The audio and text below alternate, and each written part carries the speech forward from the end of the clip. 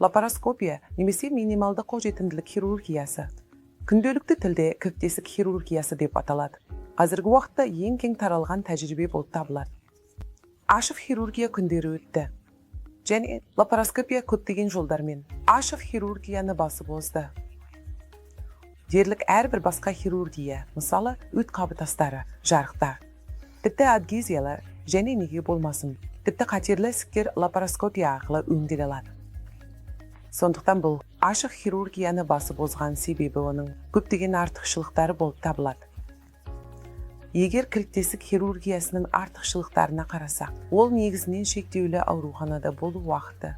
Онда науқас процедурадан кейін 1-2 күн ішінде шыға алуы мүмкін. Ал ашық хирургияда ауруханада 4-5 күн немесе кейде 1 аптаға дейін болу қажет болуы мүмкін.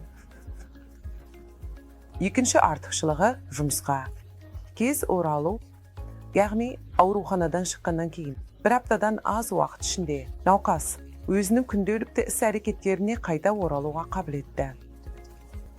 Ал ашық хирургияларда бұл сәл ұзағырақ болады. Үшінші мәселе процедурадан кейінгі инфекция деңгейі. Лапароскопияда ашық хирургиямен салыстырғанда айтарлықтай төмен. Және соңында кесулер өте кішкентай болғандықтан кезірек жазылу да байқалады.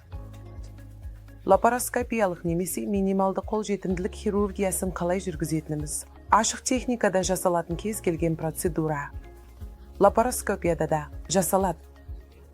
Бірақ жалғыз айырмашылық үлкен орта сызықтық тыртық немесе үлкен төменгі орта сызықтық тыртықтың орнына ішіміз арқылы өте кішкентай ұсақ кесулер арқылы жасалады. Бұл шынында жазылу процесін және қалпына келудің әрбір аспектісін тездетеді.